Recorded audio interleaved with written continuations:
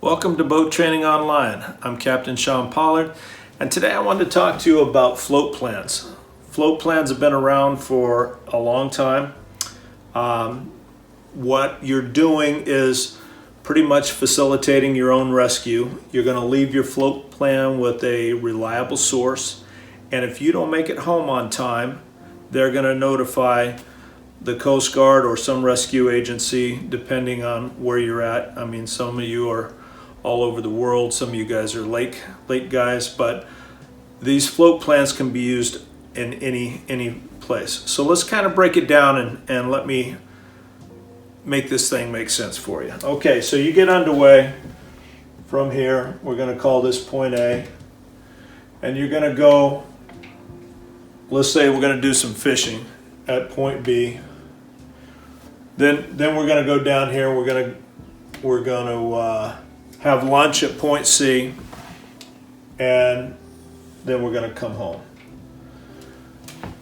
We're going to tell our reliable source that we're not going to be any later than 5 o'clock.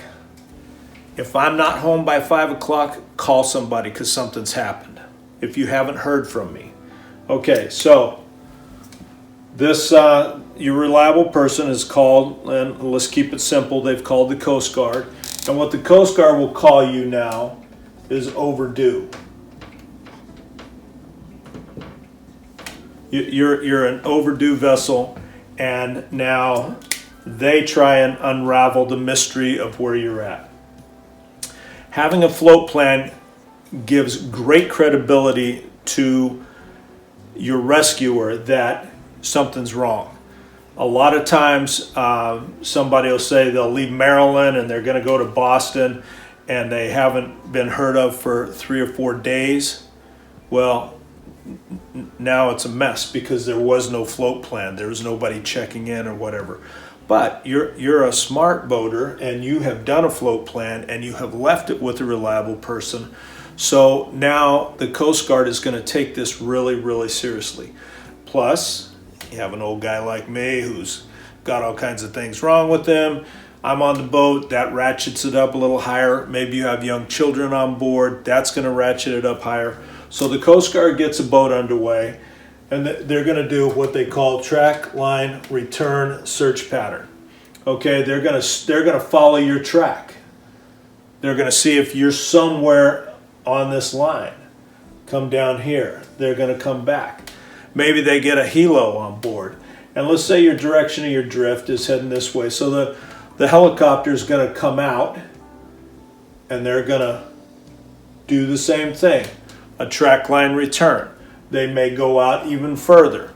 But the idea is the direction of the drift is heading this way. So if something happened, that's whether it's current or it's wind, whatever, but that's the direction of the drift. Where the fly gets in the ointment is here.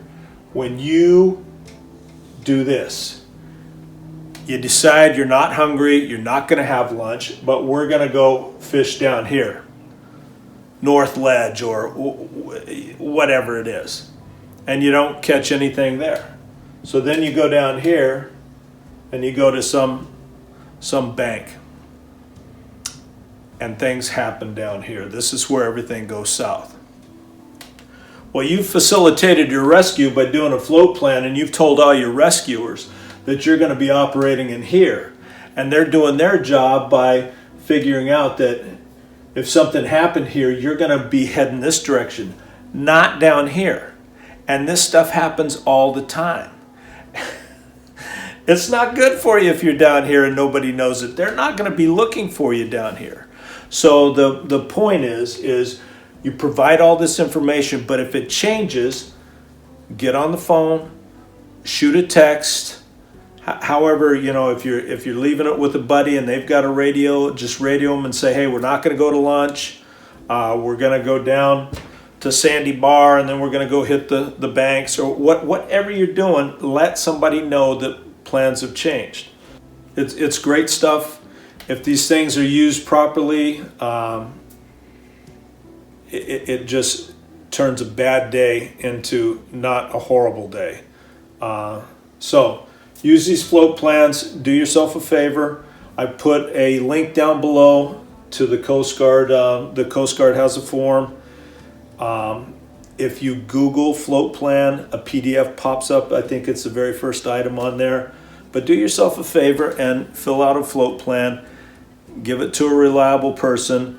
Make sure that they know, hey, if you don't hear from me at all, drop dead, call the Coast Guard at 5 o'clock. And then you know at least at 5 o'clock somebody's going to come start looking for you. Okay, if you found that helpful, hit me a like, and thanks for tuning in. I truly appreciate you, and we'll catch you on the next one. Thank you.